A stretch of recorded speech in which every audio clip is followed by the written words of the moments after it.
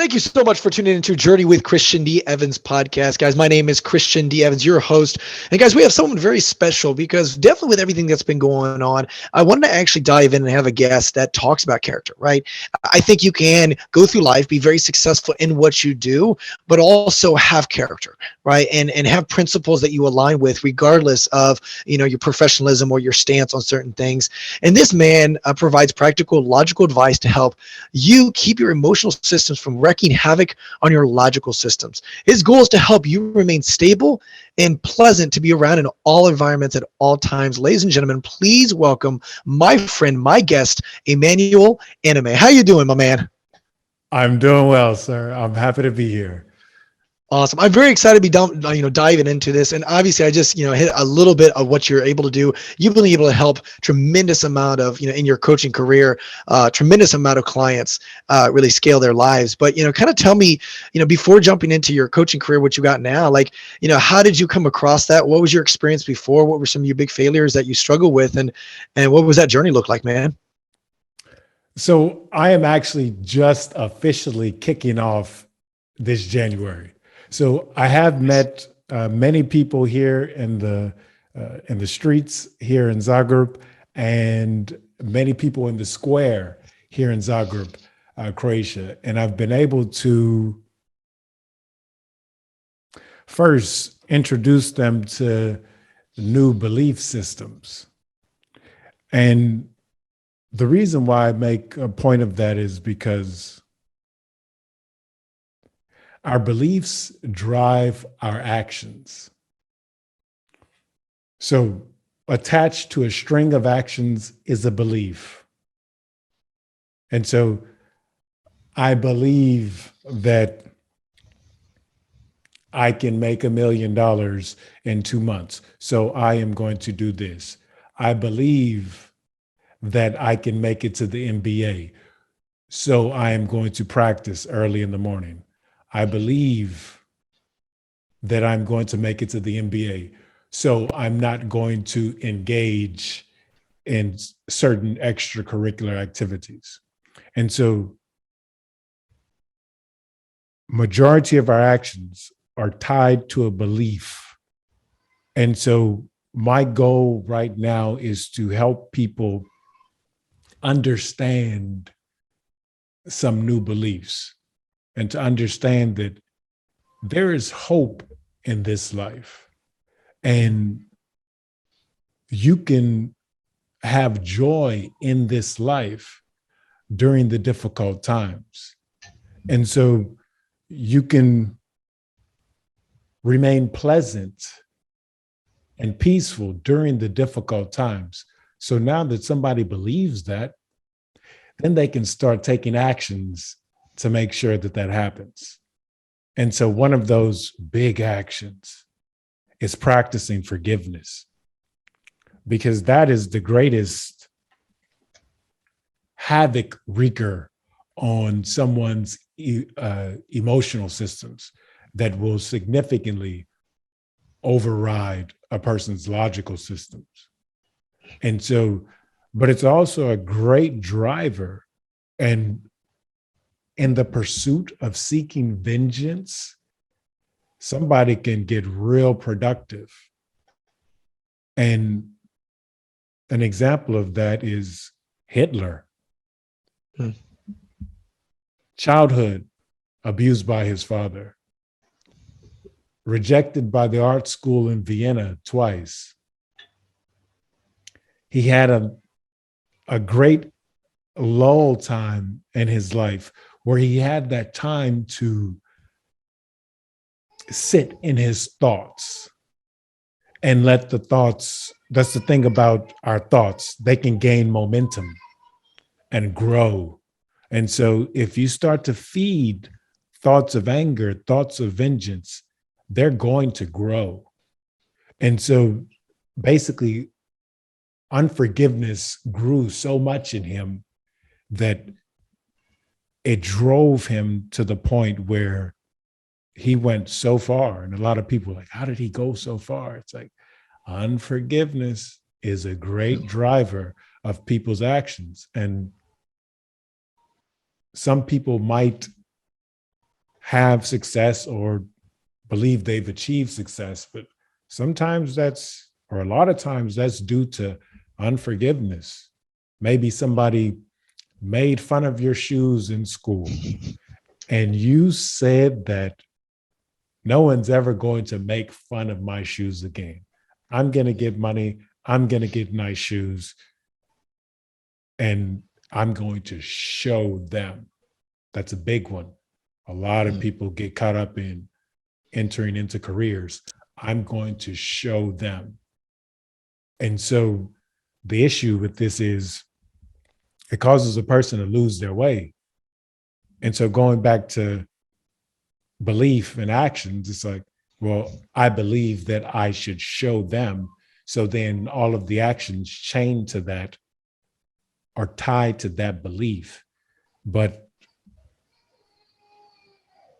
from my knowledge and examination of my behavior and human behavior, that's not a sound belief to place your actions on.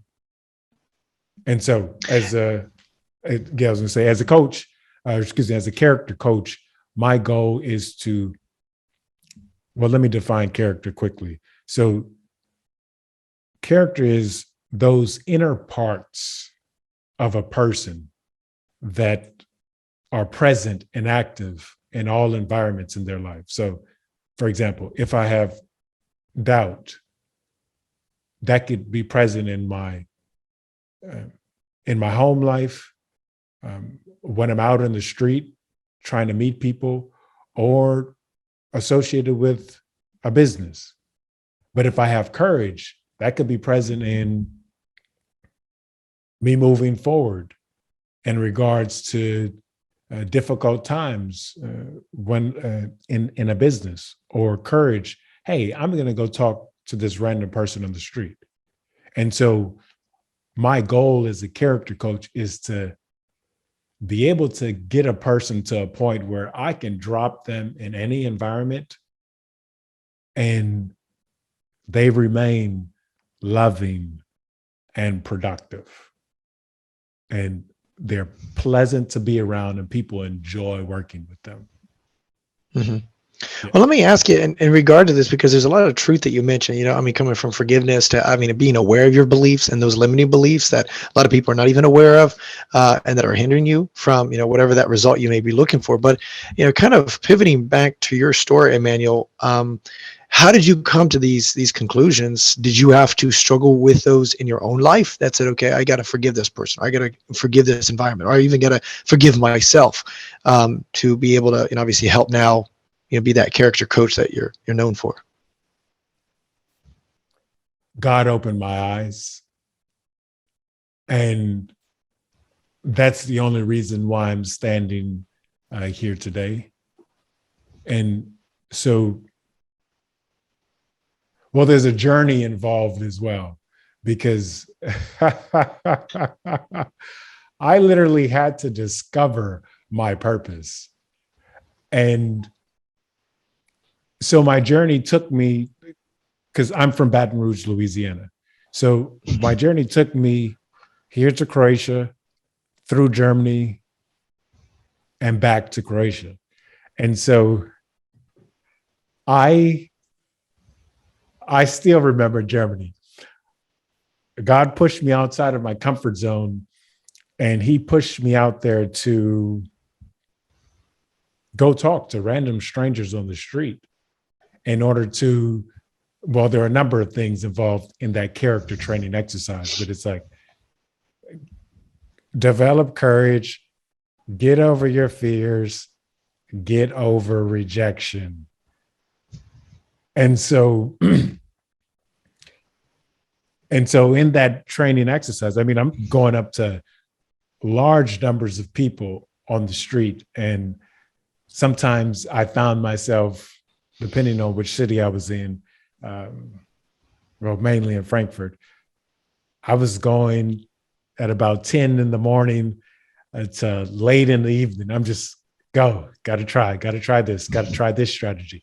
Got to improve bit by bit by bit by bit.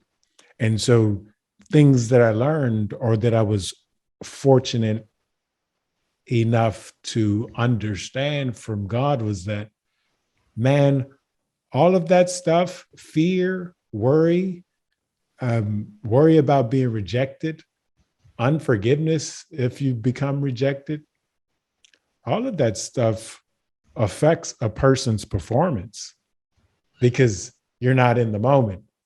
Thoughts are overwhelming your mind, and as you're trying to perform a specific task, in my case, to have conversations with people and to have comfortable conversations with absolute strangers to me. If I'm thinking about, oh, that last person rejected me, or I'm worried about, oh no, the first word that came out of my mouth wasn't golden, or a large number of other things, or it's like, oh, there's a big group of people over there. If they see me get rejected, then I'm going to feel shame. And so I, in this process and other character training exercises that he put me through, I noticed, man, all of that stuff, that mental fog, that mental clutter, that affects a person's performance. And then this tied into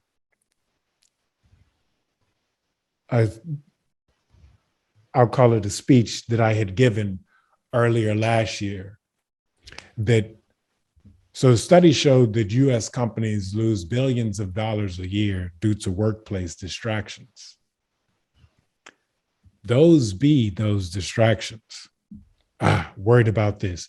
I just got in a fight with my brother, sister, husband, wife before work. I'm fuming. I get into the workplace. I can't concentrate. And so I'm losing hours of productivity, unfocus, or boom, costly error because I'm still fuming about something, or I'm worried about the upcoming future. And so my mind is racing forward and anxiety building up in my chest, and I can't focus on my task in the moment. And so again, that problem occurs. Person can't focus. They're going to make a mistake. They're going to make an error. And so these are the things that I learned going through these character training exercises, and then putting proper things into practice. Forgiveness, having that courage to say, look, you know what? They might reject me, but doesn't matter. I know that I'm going for something that's going to be good, not just for me, but it's going to be good for other people, because I can see now God is helping me to see, like, oh, you know, this can be very beneficial for a lot of people to overcome approaching random strangers. And then that's the golden thing, or one of the golden things that I found. There is. Well, Go ahead. no, I was just going to say, so with that, you know, what was that revelation? Are you going to kind of dive into that a little bit further in regarding to, like, okay, you've overcome these struggles. You had to embrace this stuff that it was quite uncomfortable.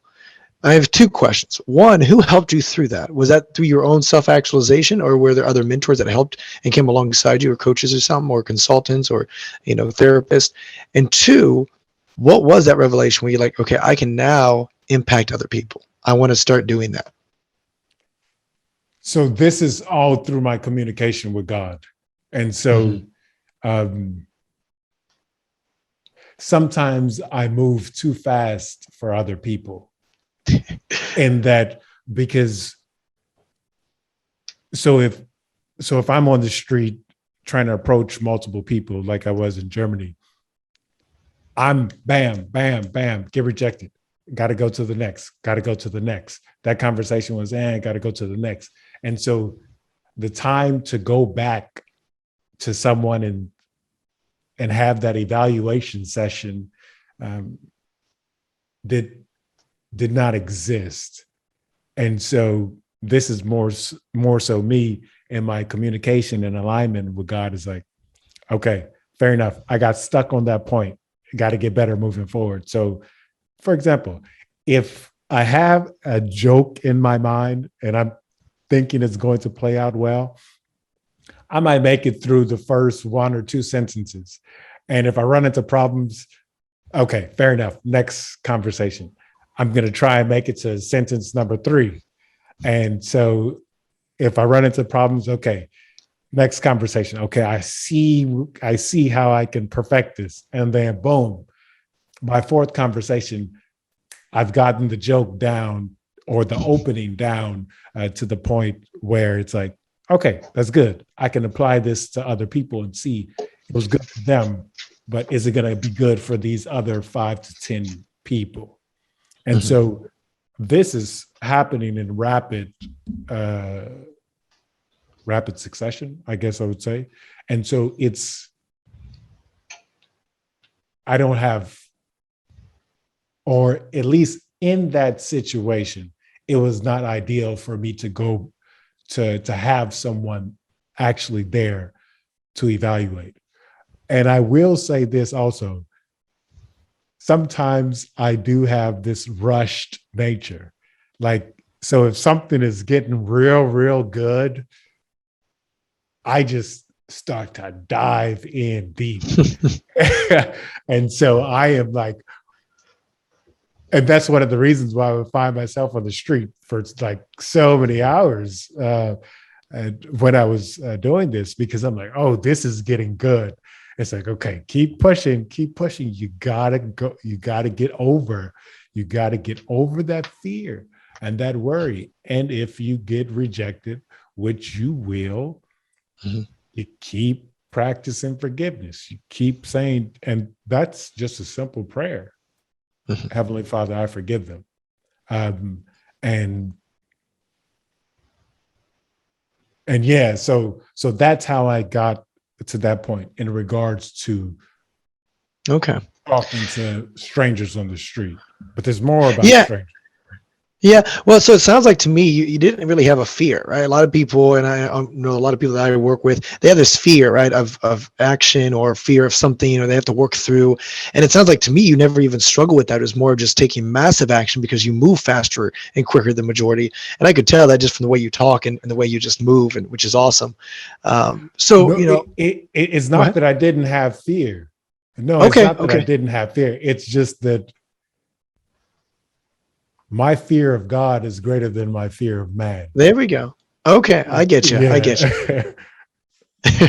Taking the fear. Yeah, I get you. The fear of taking inaction was greater than taking action in essence, right? And so, like you were just saying, like is like, hey, the concept of, and then, which is actually a really interesting perspective. So how did you come to that grips? Because a lot of people, they struggle with that. A lot of people, like, they're addicted to certain things because it was like there's this fear of, oh, I'm going to really miss this. But the reality is, hey, if I remove this addiction from myself, my life, whether it's pornography, whether it's, alcoholism, whatever, in fact, that addiction is better, right? And so if removing that, so we all get that, but coming back to fear, I love that mindset switch that allows you to say, I'm actually fearful of God, which is a healthier way, and more so than fearful of taking action. You were still fearful, though, to emphasize what you just said. Correct. And so I just had to have that courage that, you know what, everything's going to be okay. And understanding that belief. They bringing that belief in, right? Yeah. Bringing that belief in is like, look. So, for example, the fear piece. There's a verse that says, "Don't fear people who can only kill the body, but fear him who can kill the body and then send the soul to hell." And so for me, in my experience with walking with God, it's like, yeah, that's a thing. I'm going to talk to this person. And so because of that belief and because of my large amount of experiences with God and how strange directions, strange instructions turned out to be like, oh wow, I'm glad that I actually followed that. And so with that said, all of this belief building up in me is like, okay, he said that's what it's going to be in the book. And so it's like, okay, he's done that in my life. And it's like, I'm pointing the finger at him. And so it's like, yeah, the book says that. So you know what? Now I'm going to act and move to speak to someone. And then also keeping in mind, it's like, what's the worst thing that's going to happen? And so it's like, okay, I get shamed, I lose status in my community or whatever. It's like part of the package. I mean, that could be the case anyways. And so it's like, well, you know what? All right, fair enough. We're going to move forward. And so this is what has helped build more and more courage within me, is because you do have to look at certain character strengths as a muscle. And so, like, for example, your shoulder muscle, you got the front part, the side, and the back. And so to train that comprehensively, you need to train it in different ways. And then you also have your endurance fibers and your fast twitch fibers. And so that's almost what training a part of your character involves. And to get it to the point where it's like you could be dropped in any environment and still have courage. To get it to the point where you can be dropped in any environment and boom, that daily schedule comes out, because you know that it's important to have a daily schedule. So this way you can have that momentum to go through your day and make sure you're taking care of tasks. Yeah. So speaking of character, I know there's certain attributes and certain traits that every single person has. So when you're working with a client, do you ask them, okay, what kind of character, what kind of attributes do you want to really, be known for?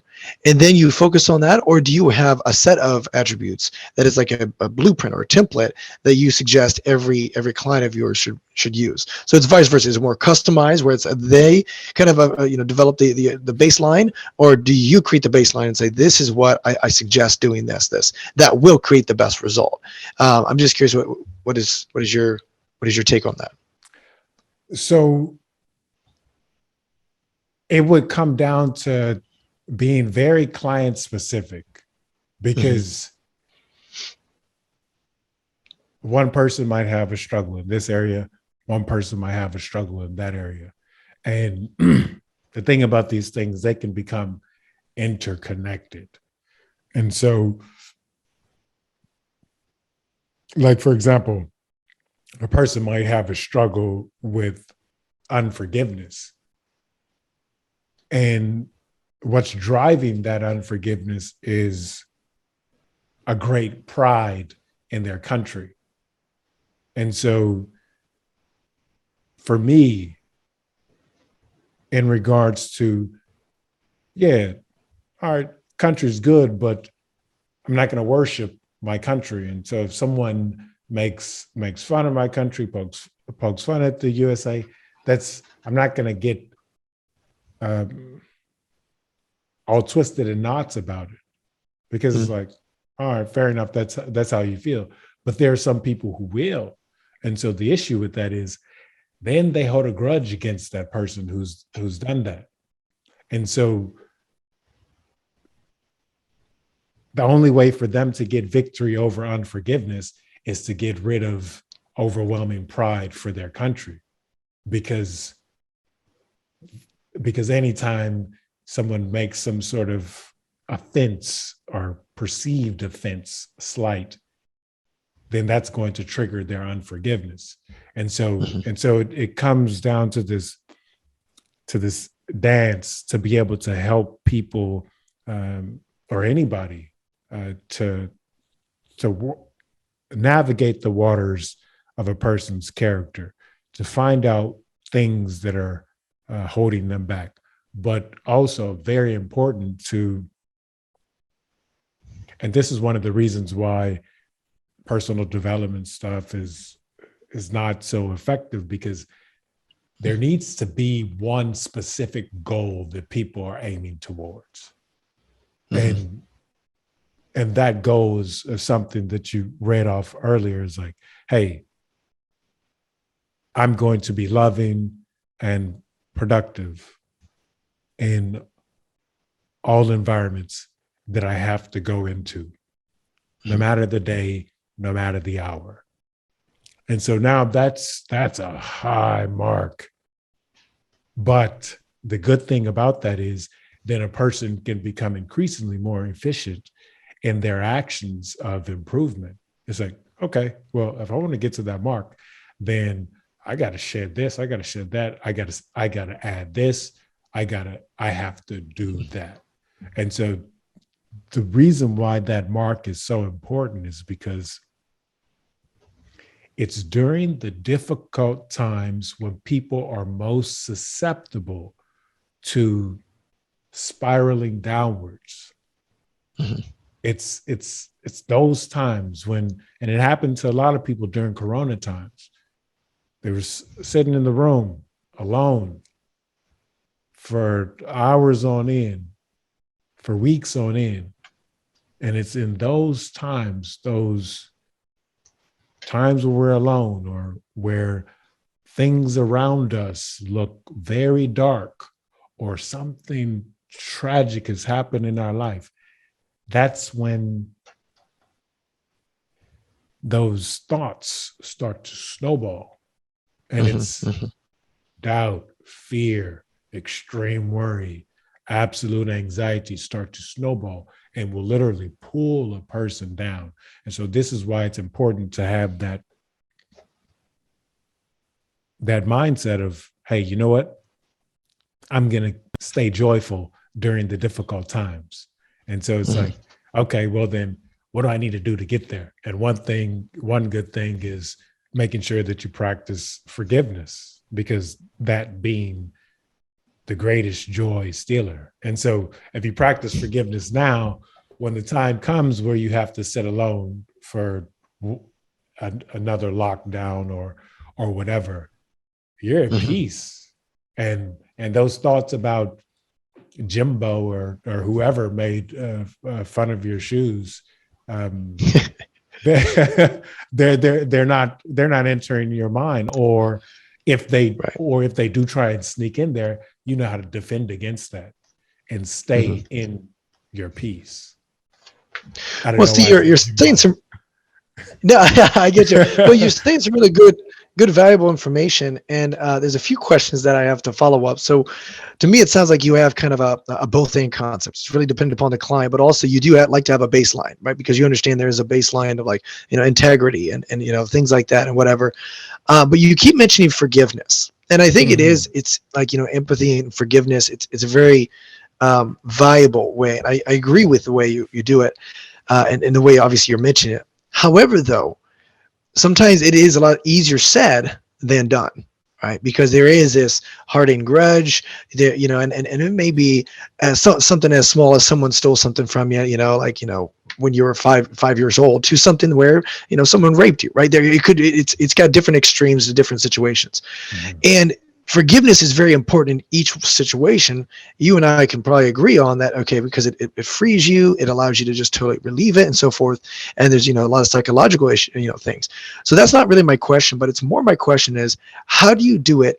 Not just physically, right? Like, physically say it, but it's like, how do you mentally and in your heart, in your spirit, in your mind, whatever, actually also do it in your heart, right? Forgiveness, right? Totally just say, okay, I relieve this and release this to God, and say, I am not going to carry this. It is not mine. I forgive this. So what does that look like, and how do you process it?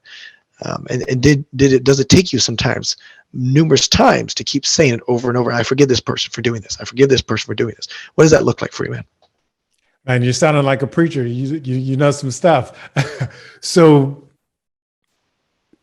it takes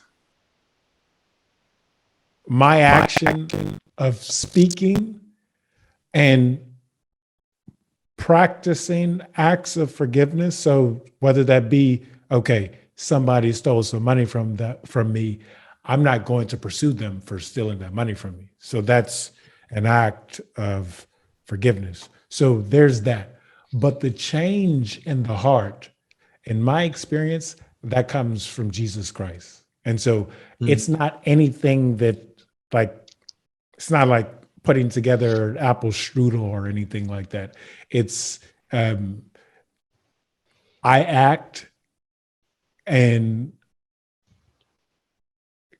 God does the changing. And so I can't, for me, I don't feel that I am the one who's changing my heart towards that person. So that's not something that I feel that I'm doing. I'm just moving forward and saying, Heavenly Father, I forgive this person, or I'm going to make sure to act in forgiveness. Like, for example, I've recently started doing podcasts, and a couple of the podcasts I had to schedule at like 1:30, 2:30, 3 o'clock in the morning, just because of time zone. And I'm sorry, I laugh a little bit, but anywho, so I normally am up around 5 o'clock in the morning, and I'm going all throughout the day. And so I typically have not gotten sleep if I have one of those podcasts scheduled that early in the morning. And a couple of times, some of the people have been no-show. And so I have the opportunity in those moments to say, I can't believe they did this, yada, yada, yada. But for me, it's a matter of, well, one, I don't know what happened to them if they were a no-show. So I wouldn't really have anything to hold against them anyways. And then two, even if they did do it on purpose, for me, that doesn't matter either. It comes down to a matter of like, hey, Heavenly Father, I forgive them. Because, well, one, there are a large number of factors that also play into this, because it's like, well, there's the health risk, cancer risk.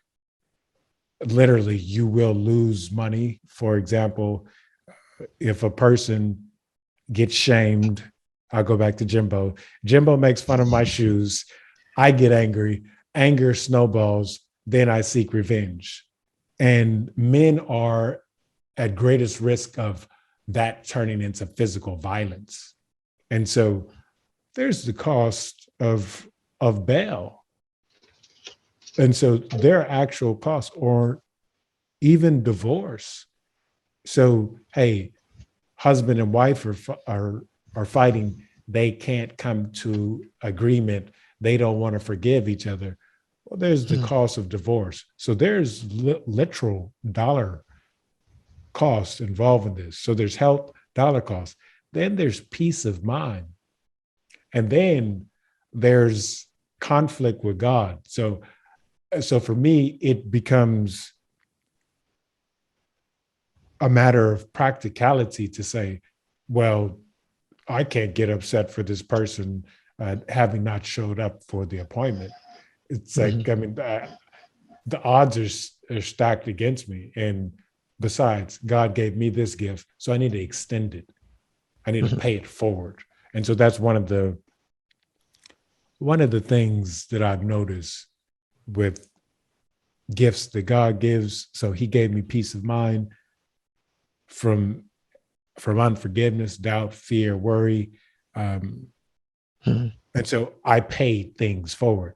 So whether that be I'm speaking to a person in hope, or I'm patient with the person. He gave me patience, I extend it.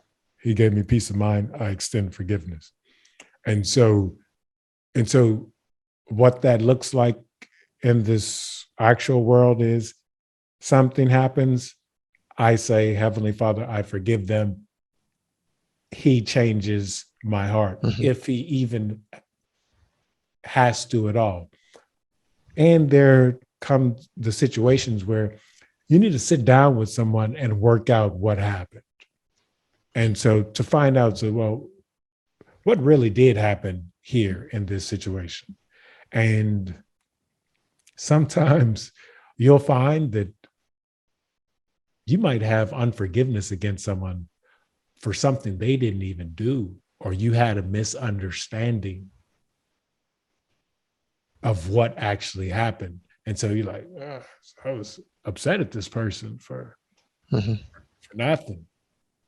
And then I did mention the revenge cycle. And so the issue with that is that, yeah, you might be holding a grudge against someone, but the thing is, once you get into the revenge cycle and you feed that vengeance, it's going to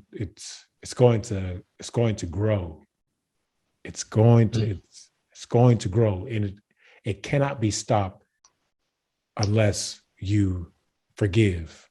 And then also thinking, you know what, in the future, I'm going to do something to somebody else, and I'm going to want them to extend forgiveness to me.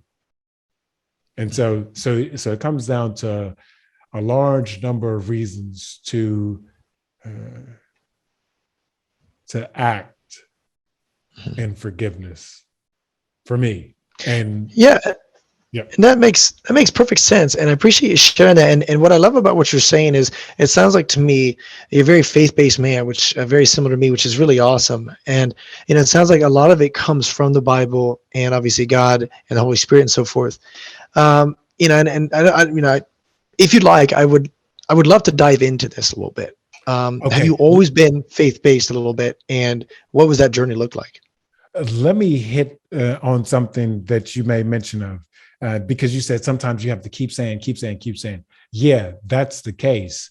That in some situations that you have to keep repeating, because once a person gets infected with unforgiveness, if that harbors and remains, that can extend into multiple areas of a person's life. And so think of it like cancer. That cancer didn't start in one day, and it's not going to go away in one day. And so the same thing with forgiveness in some situations. It's like, hey, the unforgiveness didn't start spreading in just one day. And so sometimes you repeat until the infection is gone. That is a fantastic analogy, Emmanuel, because I love what you said, because it's as serious as cancer if you do not, figure it out, right, and solve that. And also, like you said, it doesn't just come overnight. Beautiful analogy. I appreciate you sharing that. I mentioned that. Cool. So yeah, just on my next, what we've just kind of mentioned as well regarding your faith. So obviously you're very faith-based, and if you feel comfortable, I'd love to talk a little bit about that journey. And have you always been faith-based, and have you always got that courage and that strength and that kind of wisdom from, what did that journey look like? So I was raised in a Christian home, and I would say that I wasn't connected to God. It was more so routine, or at least this is the way I recall it. It was more so routine. And so for me, I stepped away from the faith, diverted from the faith. And I noticed that life was not bringing me fulfillment. And so as I began to re-examine faith, I remember I was listening to Dr. Jordan Peterson. I'm not sure if you're familiar with him. Yeah, very familiar. Okay, so yeah, I started listening to him, and I remember there was this one lecture He did. And I remember he had on this nice blue suit. And it went something like this: who dares say they believe in God? And so he was saying that, well, if people believe in God, then they need to be acting in faith. Like,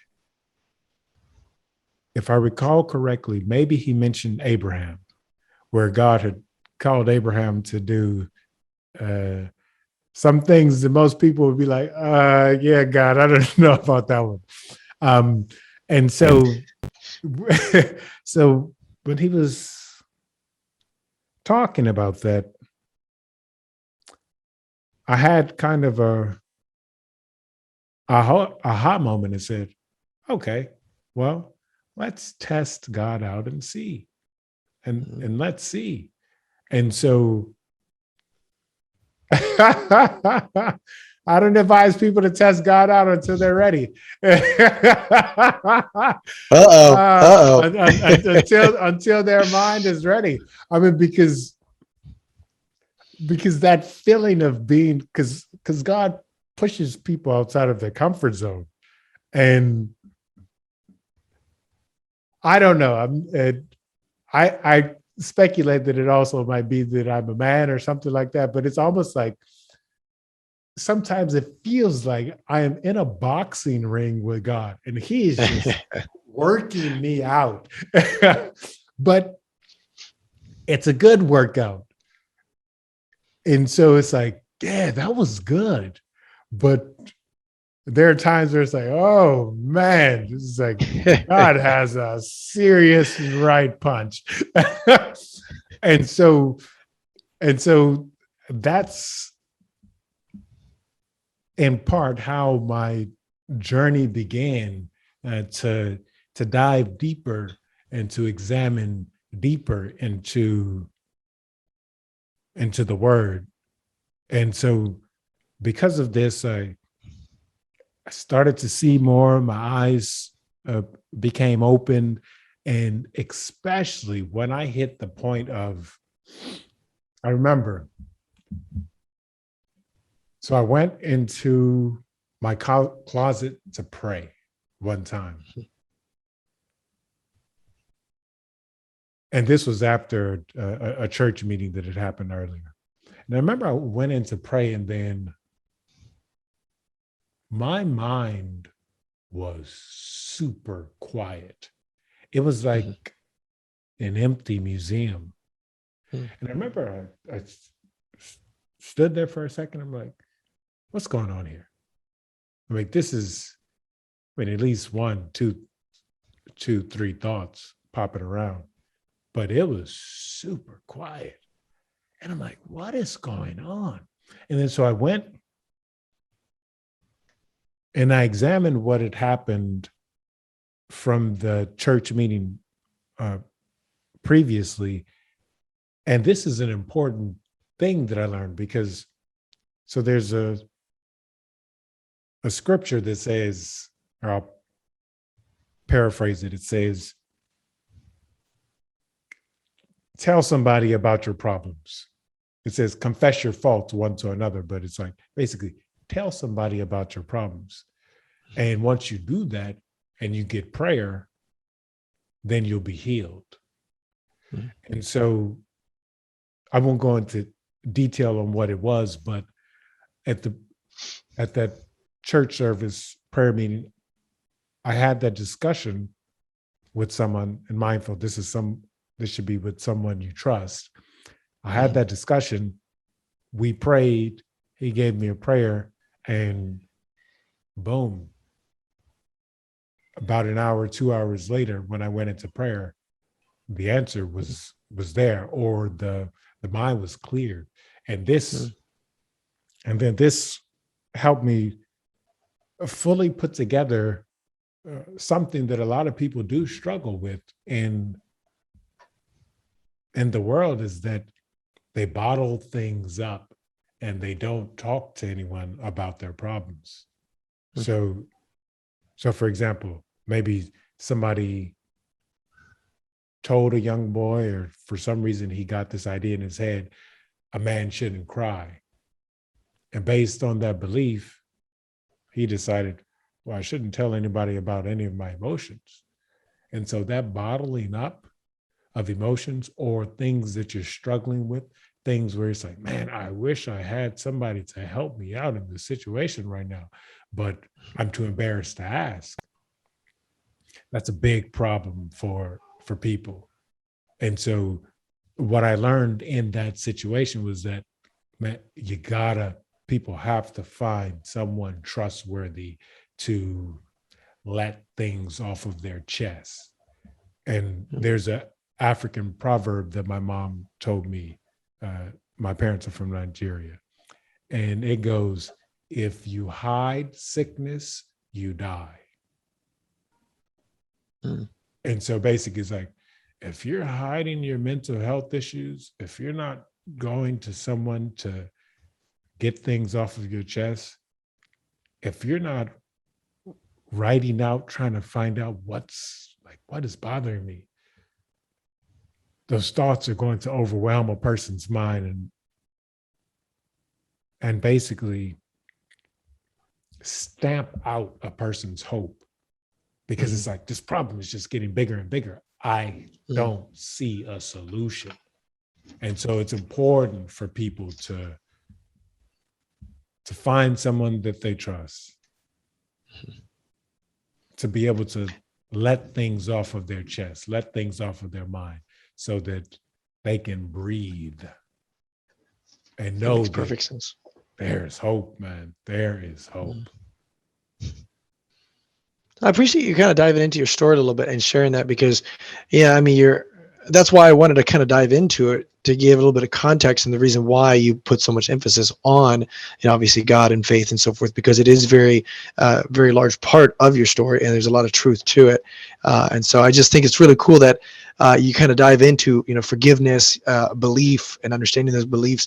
I did have one question, because, I was talking to one of my friends, one of my business colleagues, and, you see some people, that have done very well for themselves successfully, right, in monetary gain, right? But maybe they don't have the best character. And I'm curious, what is your perspective in that regard? Do you think in the end all, right, you can achieve monetary gain with low character, but at some point down in the future, that character will be revealed and that business will implode, or like that monetary gain that you have by cheating or whatever you did will be removed? Or do you think there are some people that can just monetarily succeed and keep that success even with low character? Is character that important to achieve that result that you're looking for? Or is it more of just a personal thing, like, I want to be known as a good character driven man or woman? Does that make sense? So for me, coming from a faith-based perspective and understanding how our actions are contagious to other people, and my belief that there will be a judgment. Yeah, you might get some money on this planet. You might, and you might have this perception that you're happy and content. Even Hitler had a good laugh from time to time. But there'll come the time where you'll negatively impact somebody else's life, and you may not feel that because you're just not there. But there'll come the time where, in my firm belief, that God will bring you into judgment. So, but at the end of the day, my aim, my goal is to pray for people, because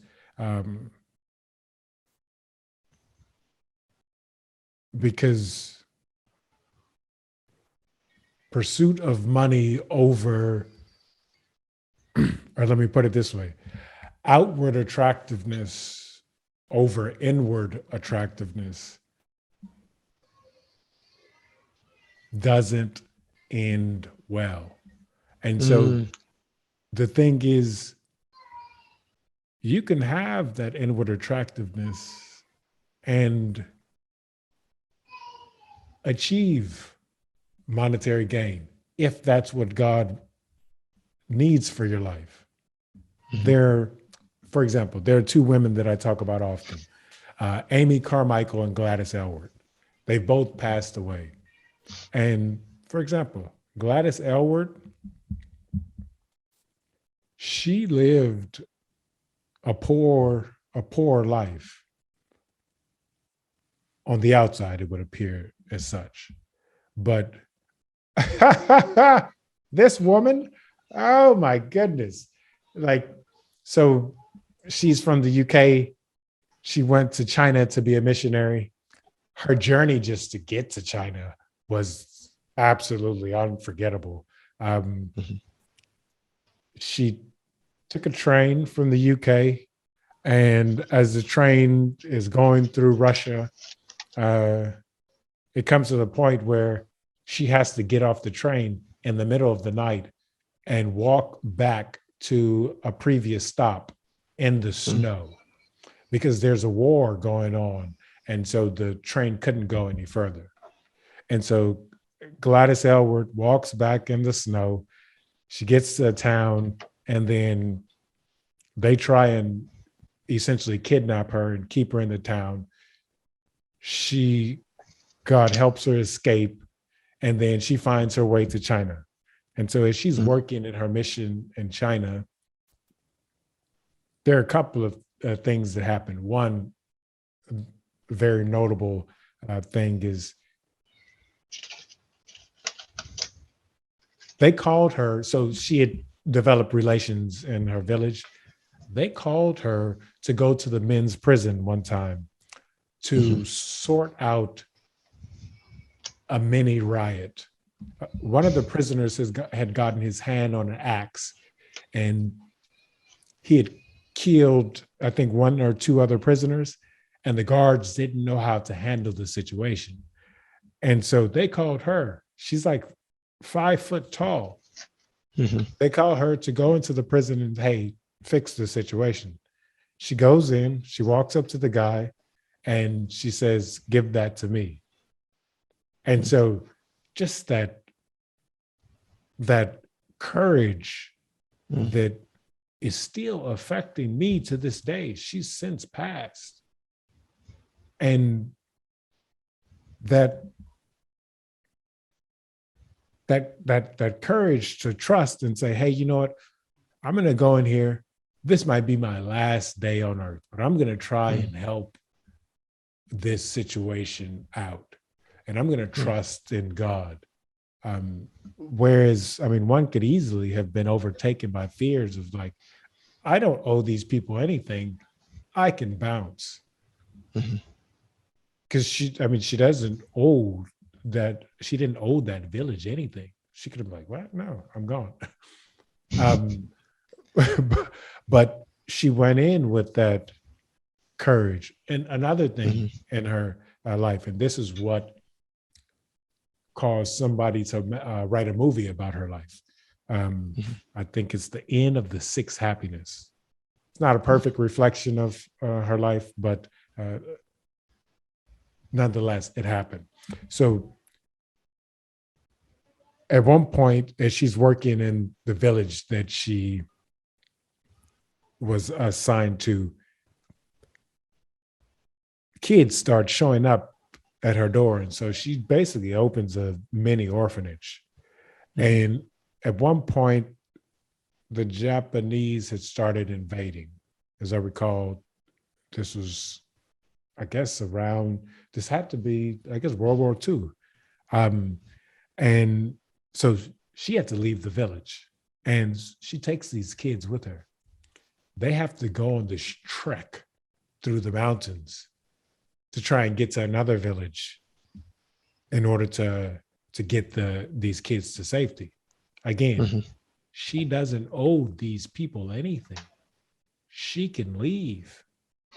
But she doesn't. Right. And so she takes these kids, and they're on this long journey. They get to one village, and they get denied because it's like, hey, we're full. And so at that point, I mean, that's a good breaking point for for most people, it's like, man, I've been going trekking with these kids. I'm done. But she keeps pushing that godly persistence. She keeps pushing, and they make it to another village and they let them in. But one of the reasons why I point this out is that our character is eternal. And so what I do today can infect people or affect people centuries down the road. I mean, I don't like to keep hitting on this, but for example, Hitler, again, that Nazi stance, that unforgiveness that he had, that hate that he had for other people is still affecting people till today. Now that isn't necessarily going to get someone who's or convict someone who's like, I'm going to do whatever to get money. But it's still a good message for people to hear. Just think about it. It's like, my actions can affect the person potentially centuries down the road. And so that's another thing that influences me to tighten up, because it's like, whew, that's a load of responsibility. And for me, there's too much responsibility for a human being to bear. Because it's like, well, which action could be a bad action that could cause somebody else a problem? And so it's like, well, I do. Yeah, I really like what you're saying, because what you're saying in regard to, like, the question was like, the perspective is really not a matter of monetary gain here on earth, but is more of that gain in heaven. And that is the goal that you are actually looking for, more so than anything else. It's not this, this wealth, this success. And as culture, we put so much emphasis on that. And the reality is, what is true success? True success is going out there, and just like you were saying, those women that you mentioned, and that is what you pursue. And that's what you help a lot of your clients pursue as well, to have that eternal success, right? And I respect that, and I just want to share it. It was really cool that we had that conversation. Let me ask you, Emmanuel, where can my audience reach out to you to connect with you? You got a really great website. You got some good, social handles. Where can they reach out to you, my man? Most ideal way is, if I recall, the website is americanairlines.com. So buy a ticket and come to Zagreb. I'm messing. I mean, ideally, because that's the best way to have good interaction, because we could actually have conversations and really assess. But right now, the most ideal thing people can do is follow me on Instagram, because it's there where I'm putting out these fundamentals and tools that a person can use in order to play this game called life. And so that this way, no matter the day, no matter the hour, they can remain loving and pleasant to be around. And that person is still a go-getter. It's like, hey, you know what? Let's work. Let's get there we go. done. And ladies and gentlemen, those social handles and his website and so forth will be actually in the description below. So you make sure you reach out, click, and then follow him, engage with some of his content, because he's a man that's definitely going places. And guys, Emmanuel, before we let you go, is there any last words that you want to share with our audience, my man? I think we've hit on a lot of stuff, and I don't want to overload people, but